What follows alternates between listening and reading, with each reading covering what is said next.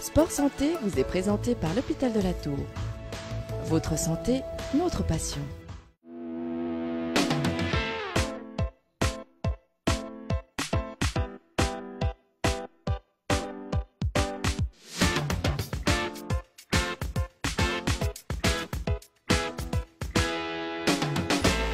Salut à tous, bienvenue, merci d'être avec nous dans ce magazine Sport Santé. Aujourd'hui, vous allez le voir, un sport santé un peu particulier puisque nous allons parler de musique et de sport et vous allez le voir, eh bien, beaucoup de similitudes entre les deux.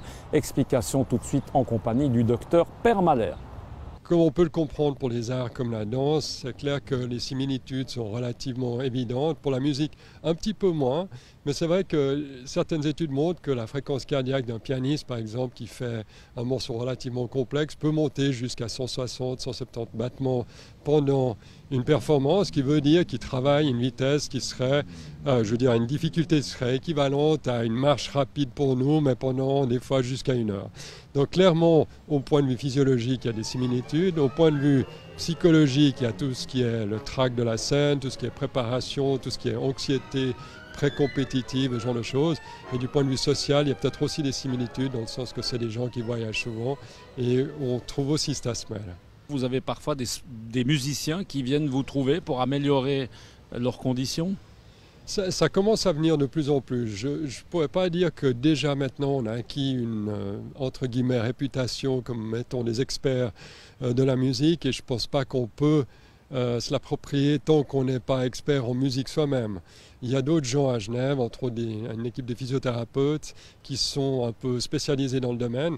Mais c'est vrai que quand on regarde les pathologies qu'on trouve dans le sport, par exemple les pathologies de surcharge, surtout de l'avant-bras, de la nuque et de la colonne, et les problèmes de posture, on trouve beaucoup de similitudes entre les sportifs et les artistes, ce qui fait qu'on est peut-être un petit peu plus à même de répondre à leurs questions. Alors est-ce qu'on peut parler de facteurs de risque particuliers, Per Mahler ? C'est vrai que comme chez les sportifs, on voit certaines choses qui peuvent être un risque pour un certain type de blessure. Autant chez les instrumentistes ou les danseurs, on peut retrouver, ça peut être le type d'instrument, ça peut être le volume d'entraînement. De façon assez intéressante, on voit le même genre de phénomène, par exemple un sportif qui s'entraîne 3 fois par semaine, qui tout d'un coup fait un camp d'entraînement et triple son volume d'entraînement, va avoir des problèmes. C'est la même chose pour un artiste qui lui va préparer peut-être une audience, qui va jouer 3 ou 4 fois plus et qui va aussi se surcharger. Alors les méthodes de réentraînement, de récupération sont plus ou moins les mêmes. On va faire le même genre de protocole qu'on va utiliser chez un sportif. Donc clairement, on trouve des facteurs de risque comme l'hyperlaxité des articulations, surtout des mains, une mauvaise posture, manque de force, manque d'endurance. C'est aussi un côté récent qui est rentré un peu dans la musique, c'est que on voit que les gens qui n'ont pas la puissance, pas l'endurance, ont tendance à se blesser plus facilement. Et pour un musicien, de se blesser, c'est tout aussi gravissime que c'est pour un sportif. Et ça peut signer la fin d'une carrière. Est-ce qu'on peut dire que les sportifs pratiquent souvent la musique ou alors que les musiciens font du sport? Il y a un échange comme ceci?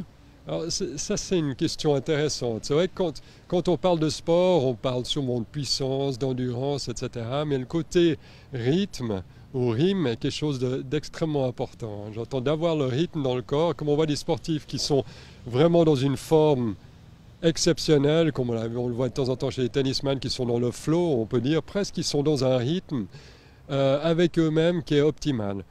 Et en regardant les sportifs d'élite, entre autres, on a quelques exemples, entre autres l'équipe du Canada qui a été aux Jeux Olympiques, avait parmi eux environ 5 à 10% de musiciens confirmés qui avaient fait une formation en musique. Il y avait même une équipe ou 2 équipes de rame qui avaient plus que la moitié de l'équipe qui avait fait une formation exhaustive en musique. Là. Donc on peut, oui, ils imaginent que le côté rythme, le côté peut-être de travail avec les 2 mains en même temps, peut donner potentiellement un avantage, une forme de cross-training. Alors je pense que là, il y a un potentiel intéressant autant pour les musiciens que pour les sportifs d'utiliser la musique à meilleur escient pour améliorer les performances dans le sport.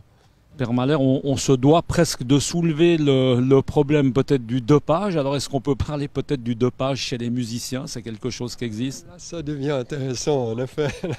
C'est vrai que bon, ça dépend de quel musicien. Si on regarde certains groupes de rock, surtout des années 80, on peut se poser la question de quel type de substance est utilisé. Je crois qu'avec un peu de recul maintenant, on est assez convaincu que la plupart ont utilisé des adjuvants qui ont permis de mieux créer, de mieux jouer de la musique. Chez les joueurs de musique classique, je crois qu'il y a quand même beaucoup moins. Et bon, on n'a pas toujours des bonnes données, mais je crois qu'on peut être rassuré que c'est des gens qui font les choses dans la règle de l'art. Voilà, merci en tout cas au docteur Permaler. On se retrouve le mois prochain pour parler cette fois-ci de sport et de santé. Portez-vous bien, à bientôt. Ciao.